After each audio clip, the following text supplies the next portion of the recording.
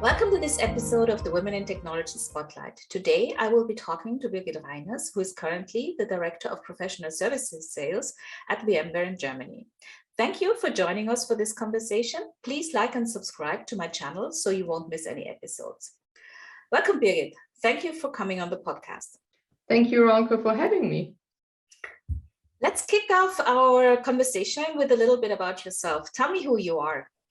Who I am. So I'm Birgit. I'm living in Hamburg, north part of Germany. I'm not from this area. I was born in South Germany. I'm married for now 12 years. I have an 11-year-old son who's now in the 5th grade at school. Beside job, I love teaching my dog and going around with him outside the house. Great. Having a dog at the moment is a great thing, right? With all the sitting at home, remote working, it gives you a reason to leave the office. Yeah, he gives me a reason to leave my home office, or at least enjoying the weekends outside. Mm-hmm. So Birgit, you are the Director of Professional Services Sales, which is quite an impressive title. Let me ask you, did you always aspire to become a woman in tech, in leadership in tech? How did this happen? I never have aspired that I will end up as a director level. And actually, when I called my parents that I was promoted to director, and I would think it was the first time I heard my dad having tears in his voice, because they live 600 kilometers away from me. When I started my professional career, I started learning at a bank to be a bank clerk, not more. But I learned very quickly, if you want to achieve something, you need to stay on track and always try something new. And I joined the IT sector by a friend. A friend recommended me years ago, back in 2002, why aren't you joining Microsoft? I said, Microsoft? Well, yeah, let's be an administrative assistant at Microsoft. And this is how I got into the IT sector and how I understood how this IT industry works, how it will be working at an US company, how they aspire you, how they develop you, and how you can get on track with whatever you want and that you can develop in any kind of areas you want.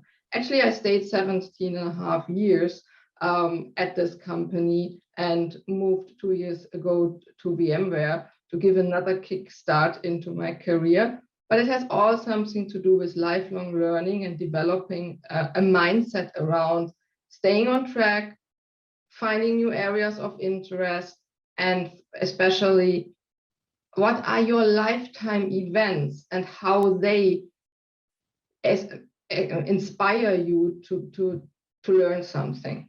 Mm-hmm. That's such an amazing coincidence, really. So from what you told me, I assume that your family was not involved in any kind of tech jobs or something. Did you have any role model as a child? Well, my mother was the role model of keeping the house together, the family together. And whenever my dad moved on to a new management position within Germany or even outside Germany, we lived 2.5 years in Brazil. She was managing all that and always keeping the family together in a new environment. So this was one role model. Adapt the change, live with the change. My dad was a role model of you need to move on into different areas, into different countries, and you can come back. This is one of the role models, but none of them have ever worked in IT. So that's interesting because your parents were great role models in terms of personal development. So your mother showed you how to organize and how to build a home, build a new home when you moved around. Your father showed you that mobility is important and flexibility, right?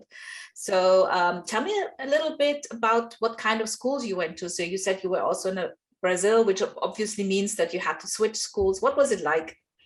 I was lucky enough to just switch the kindergarten because I was quite young, but it was impressive even in that age because they always spoken different languages. It was an international kindergarten, so I was more talking with hands than with words. But I have a high school degree. I have never visited a university. I do not have a university degree. And this is something where it maybe comes from, that I think lifelong learning is so important, because you can get your degree in a different way and you can develop yourself in a different way than just going to the university, making your bachelor and master's. What is a great experience, and everyone who has the opportunity to do so should, but there are other ways to build your career, your personal way of career. Yeah, and this is so important to understand.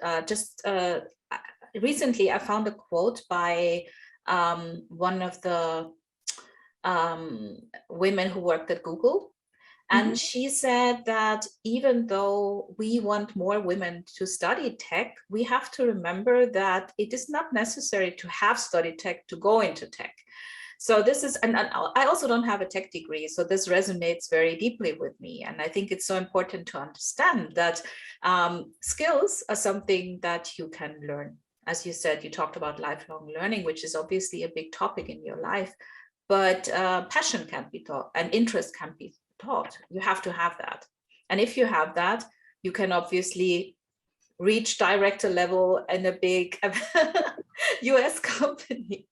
So tell me a little bit more about that, because you said you were a bank clerk. You learned how to be a bank clerk in Germany, and then you switched to Microsoft. So everyone knows Microsoft. It's one of the flagship companies in the tech space, especially in the early 2000s. Tell me how you experienced that, moving into this completely different atmosphere. Well, I need to add, there was between the bank clerk and Microsoft, there were 2 steps. So I also joined Adidas for 2 years, and I worked with Infineon as well. So I started going into international companies, working in different departments, starting working international and working on executive level, so as an assistant. When I moved to Microsoft into the role of an administrative assistant, it wasn't so groundbreaking different. It was still a job, it was still a company, but there was a different drive in that company for change. And well, my family life was always about change, moving around 18 times, getting settled. And so it just connected the dots about my personal experience and how a company developed themselves on a market. And we always need to remember it was 2002. It wasn't just this year. So what I experienced was a lot of passion for what they do. Sometimes not that structured. So a failure culture is extremely important if you want to do things differently. And if you come along with that, you simply have chances, and you need to pick up the chances. So this is interesting. You obviously have a connection between your life and the way your youth was, and the way you learned to adapt to changes and things, and also to working in this US company. So what I would like to know is, what were the first skills that you actually had to acquire to be successful at Microsoft? Another collaboration style. The organization was larger, more departments I had to collaborate with. And as soon as you start to collaborate with others, everyone is different. And it's good that everyone is different. And you need to understand more in detail, why is this person acting like this? What are their personal motivators? So that you can achieve jointly more. It's not like it's one job and you're doing it. The first skill is really working in a collaborative environment and understanding what the others have in mind, and then find a common conclusion. This was probably the most important skill I had to start learning immediately when I joined the IT sector. Yeah, and that's also such a good point, because one of my topics I always like to talk about is learning how to communicate. You know, when people think about tech, they think about this young guy in a hoodie sitting in front of a computer alone, hacking and writing software code. And in reality, we all have to work with different people, with different teams, and communication is such a big thing. And that's also why I think a lot of women are really predisposed to go into this area, because they're good at communicating. We love to talk, and we love words, and we love people usually. So what I also liked is you mentioned failure culture. Mm-hmm. Yeah, I think there's a clear difference between German or Austrian failure culture and American failure culture, right? It is. And I'm always very proud on people who had achieved a win, and quite often newsletters are sent around. We did the following, we have win that following deal. But I think we talk quite less about things that didn't went well. Mm-hmm. And the biggest learning we all can make out of things which didn't went well. Why? What can we do differently next time? What has influenced that we failed? There's so much in for all of us, for us personal, as well as for the organizations. It's not about being an open book that you maybe have made a failure. It's more like sharing what you have thought is right and didn't work out. And there's a lot of aspects why it didn't work out. And then it's totally different point of view, whereas it's failure and what great ideas haven't landed. It's just the wording is so different. So that is why I think failure culture is important. And companies and individuals should invest more time to reflect on these deals, to really understand, is it a skill thing? Is it an organizational thing? What is it really that we haven't achieved what we had planned? Yeah, such a good point, because I think, especially in the German-speaking area of the world, we tend to think of failure as something that has to be hidden and not talked about, and is often also punished, while failure is an opportunity to learn, right? It's an opportunity to learn new stuff and new ways to handle things, and also to learn what doesn't work. So yeah, totally agree with you. And there's also this other topic, and I want to come back to that, and that is lifelong learning. I think this is so important. So you said you started at Microsoft in 2002, I think. Yeah. So this is like nearly 20 years now. And you and I, we've been around for this journey, so we know that things have changed. And probably skills that you might have used at the beginning of those 20 years don't necessarily translate into the world that we're living in now. And do you want to talk a little bit about how you keep up the energy and the motivation to keep on learning, keep on acquiring new skills? Sure, especially because it's really a topic I'm passionate about, and I'm going to talk with someone from Urban Outfitters at a Women Transforming Technology conference this year. There's one thing about keeping up with learning. There's also one thing we all should make ourselves aware of. We have a life, which hopefully happens more outside of work than inside at work. And these events on our lifetime influence how we learn, how we experience new things. Maybe you can remember how brave you have been the first time you went on your vacation without your parents. These bravenesses you can use in other situations. And these are the lifetime events I always recall. How have I addressed new situations when I went to a new school? Now I'm meeting new customers, new people in our organization. I get new team members, and they all act different, and it's good, and I can learn from them. But these lifetime events, our life rules how we can get successfully, because we have all such great things which are happening, and we can use them for our professional life. Sometimes we don't remember them and think we learn at work and let's adapt this for our private life. And actually it's vice versa. What we do in our private life helps us to be a better employee. And yes, I invest time on that. I'm not only connecting the dots. Is it through reading, videos, attending courses, attending conferences, or even going to attend 6 weeks trainings with one of the US universities on online courses. But the thing is, you need to find something what you eventually don't need today.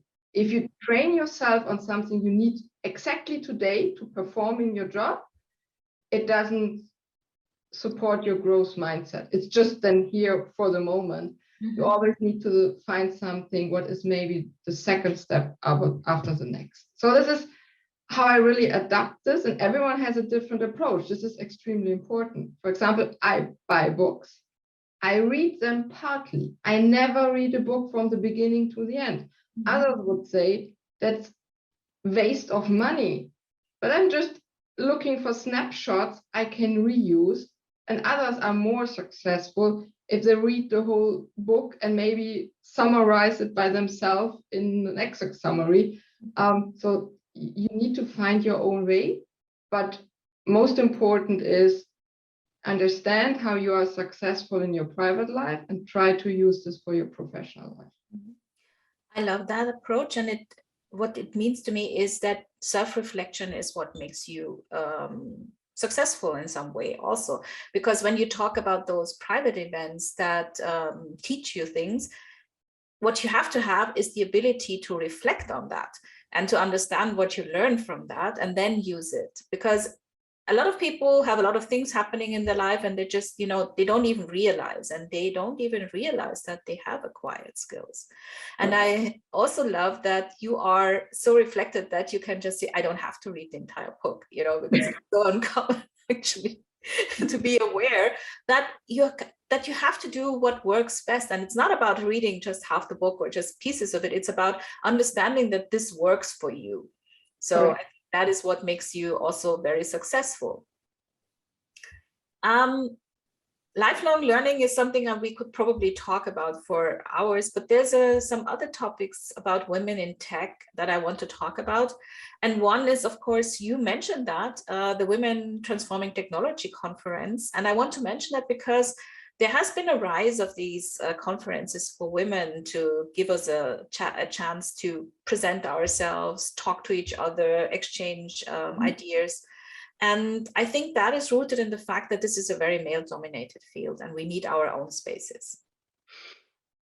And you are obviously participating. Tell me what it means to you to be a part of such events. And also maybe talk a little bit about what it is like to be a successful woman in such a male-dominated environment. Okay. So first of all, being part of this conference means a lot to me. It will be the first time I'm going to be a speaker. I'm doing this jointly with Alison McIntyre from Urban Outfitters because she has a similar topic. We haven't known each other before. So the organization has put us together, what is also a very interesting learning for both of us because we need to align our stories. And this is about, in this conference, not only consuming what is in. I know that there are a lot of workshops going to be part, and these workshops will help you explore new areas. So this is why I think these conferences are extremely important. Not only listen and consume, maybe understand what they want to tell us and then try out either in these workshops or try out what the presentation has talked about. This is why it's important that we have these conferences. And by the way, some male colleagues asked me, am I allowed to sign up as well? And I said, yes, you are. So they are interested in to understand how we adapt things, how our mindset works, and how they maybe can collaborate with us better. On the other side, on your question now, how is it possible in this male-dominated world? I don't see it like this, actually. We are all humans. And diversity, equity, inclusion shouldn't be just a slogan. at the end, we are humans and we work for a company, and we all do our best, and we all bring in our skills, our empathy, our ideas, and it doesn't count if I'm female, male, or whatever. It's not important. So this is not my daily thing I'm thinking about. It's great to hear that, because I really feel this is how it should be, that we should not have to worry about whether you are a woman, a man, what religion, what skin color, whatever.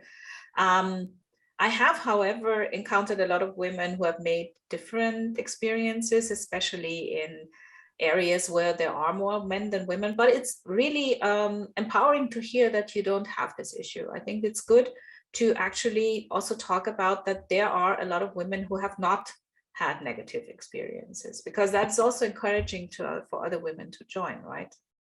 Correct. We sometimes see something what is not there. On the other side, I always have to say, I also live in a privileged area of the world.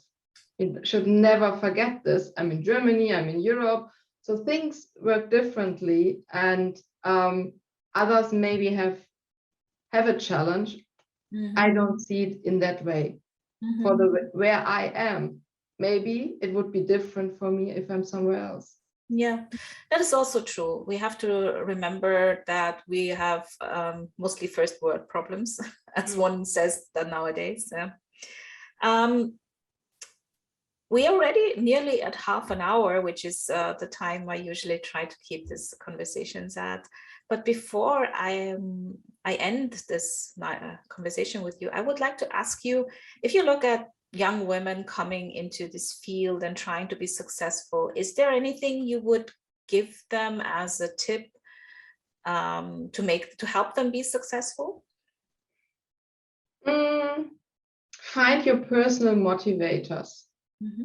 And they are totally different, person by person, and they could be at work, outside of work, but really get yourself to the point what motivates you day by day, and keep this in mind for everything you do, and this helps you getting into the job, getting into IT, and understanding IT, because there are always new topics coming in. One time IoT was extremely important, then AI, quantum computing. We don't know what's next. But really understand your motivators. Yeah. And that reminds me very much of Simon Sinek's Start with the Why and find your personal why. And it's so true, because people think a lot of stuff can motivate. It can be money, it can be prestige and whatever, but that's not true. That just motivates you for a very small amount of time. But your why you're doing something and why you're learning something will keep you going. So that's also such great advice. Thank you, Birgit. You're welcome. So thank you, Brigit, for coming on this podcast and sharing your journey with us. I want to thank you and say goodbye and have a wonderful day. Thank you for the conversation.